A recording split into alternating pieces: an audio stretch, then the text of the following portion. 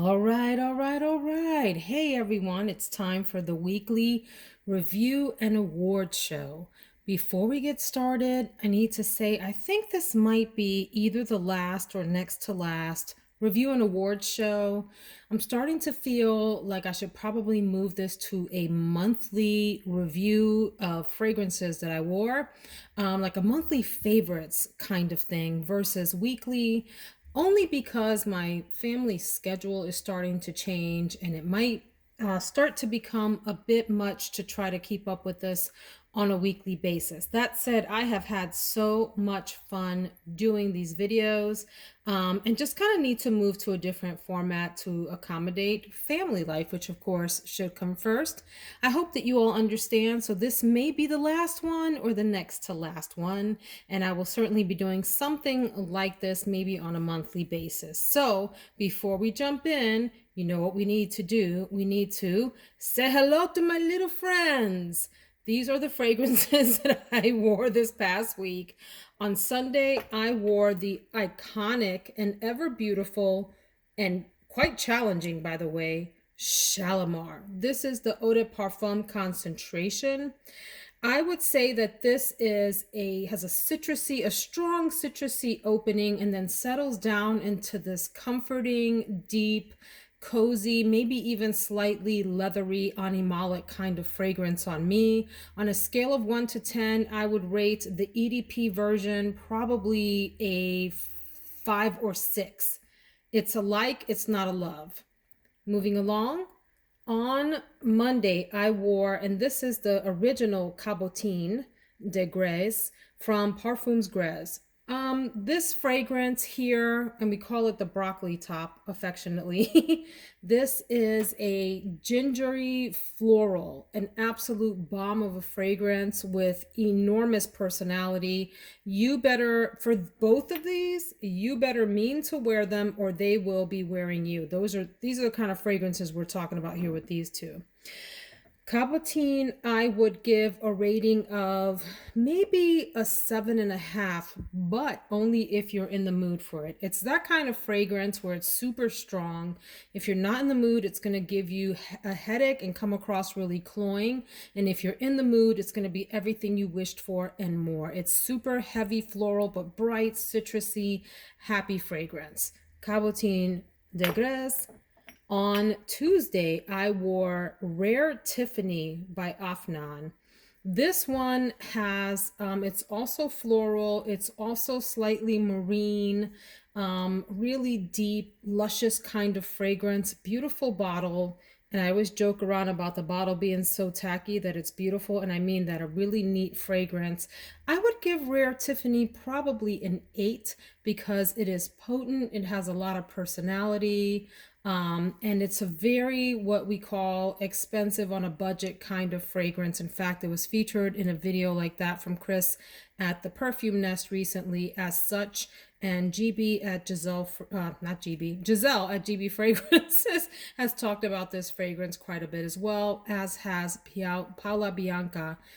Where are my words today? Paola Bianca at Paola Bianca.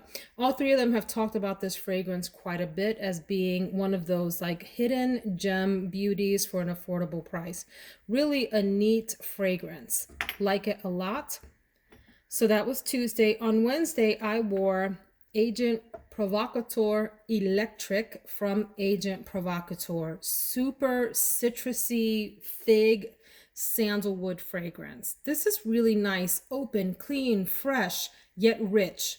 Sometimes citruses are a little light and don't have a lot of personality. This has a lot of personality right out of the gate. Maybe not the longest lasting, but it's one that's easy to spray over and over. I got it at super affordable price of something between $12 and $16.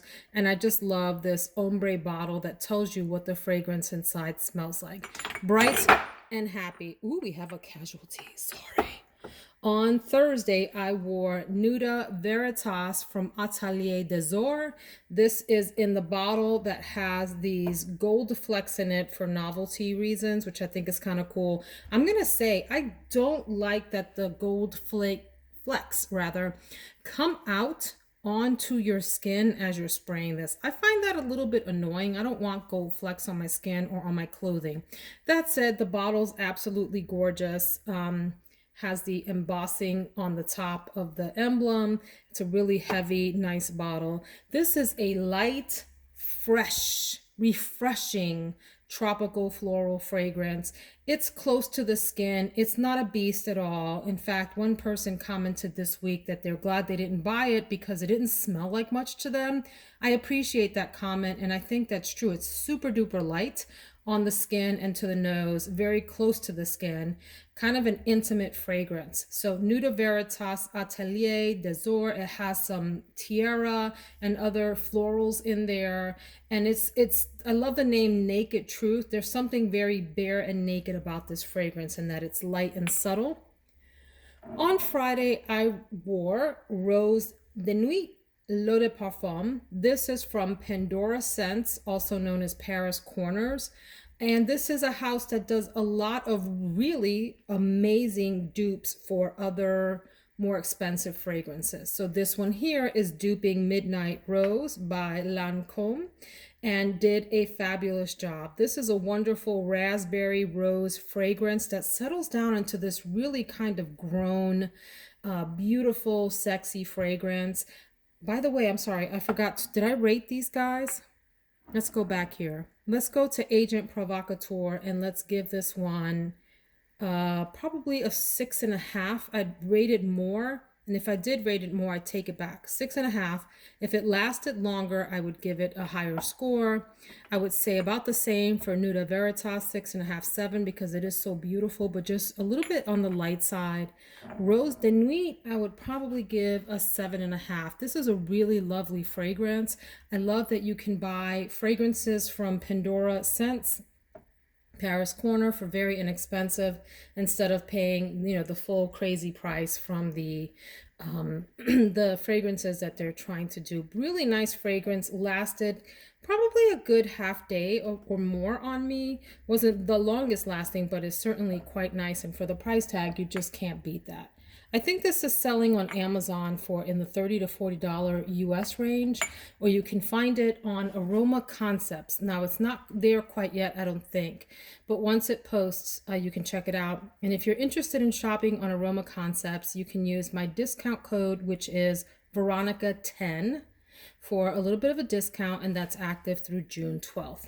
And then on Saturday, yesterday, I wore Eaudemoiselle de Givenchy from Givenchy. This is a hidden gem. This is a beautiful, herbaceous, citrusy, floral, walking through the garden in springtime with not a care in the world kind of fragrance. I would give this fragrance a good 8, maybe 8.5. It is lovely. Did it last the longest? Maybe not. I would say it lasted maybe 6-ish hours or so, but definitely worth purchasing and respraying. Eaudemoiselle de Givenchy. Okay. A quick round of awards on this so that we don't keep you too long here. The most comforting, I am reducing the number of awards just to keep this a little bit more manageable on time than in the past. The most comforting of these fragrances might surprise you a bit, but I'm actually going to say it's Shalimar. Maybe not for the dead of summer, to be fair. The day that I wore this last Sunday was cold here in Central Virginia, or rather it was cool and it was rainy, and it was just that kind of day where you could use like a hug in a bottle, and Shalimar was up for the challenge. This is one that's maybe best for the very, very cold of winter, but there's something comforting and enveloping around it, like an aunt or a grandmother's hug. Shalimar. Comforting. Okay, the most everyday fragrance of these. Now, there's a few that I could probably choose. I'm going to say, surprisingly, Nuda Veritas by Atelier des Ors. Really easy wear. Nothing complicated. Nothing that's going to offend folks. Great for multiple occasions. An easy one to throw on. And super likable. The most sexy or alluring of these fragrances.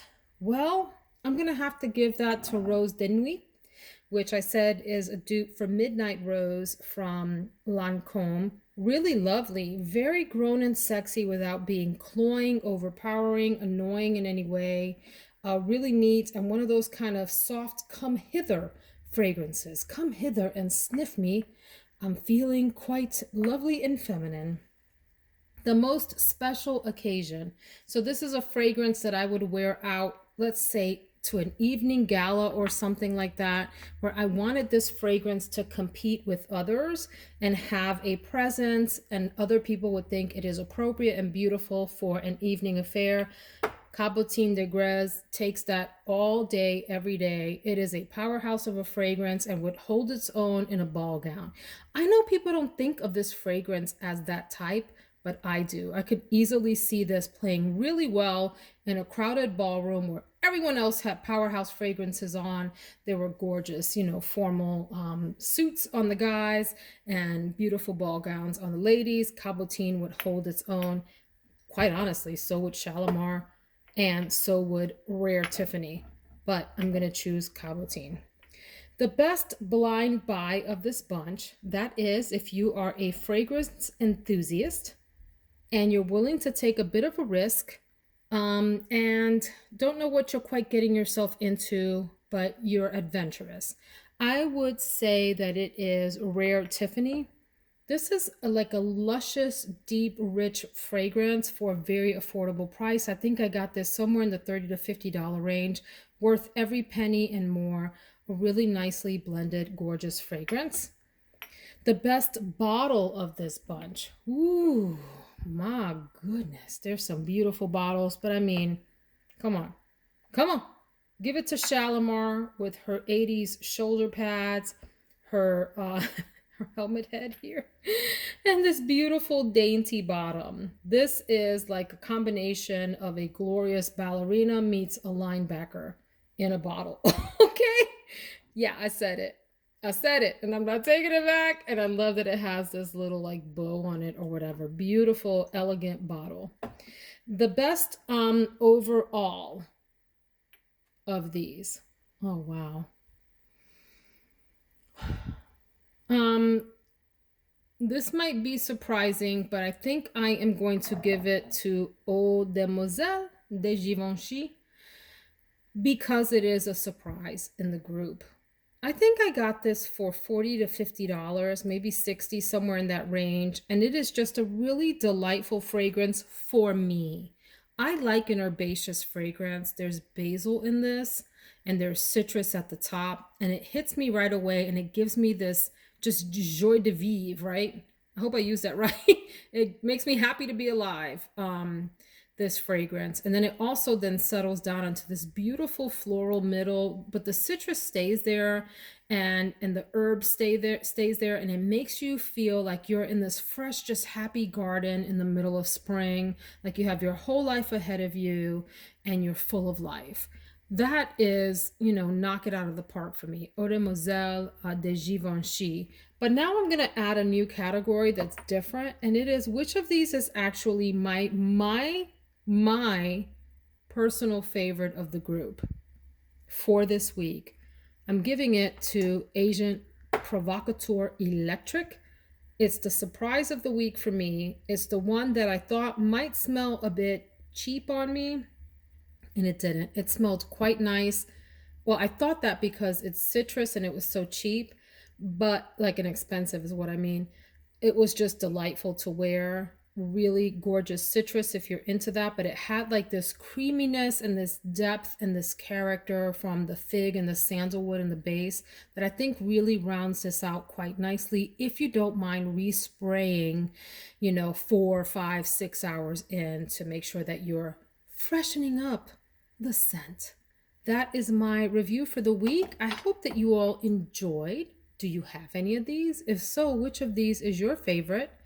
And did you have any issues with any of these that you'd like to point out for others who are checking out the comments? I appreciate all comments, be they negative or positive, about the fragrances, as long as they are respectful. I welcome them all. Please share your thoughts. And thanks so much for watching, you all. Have a great day.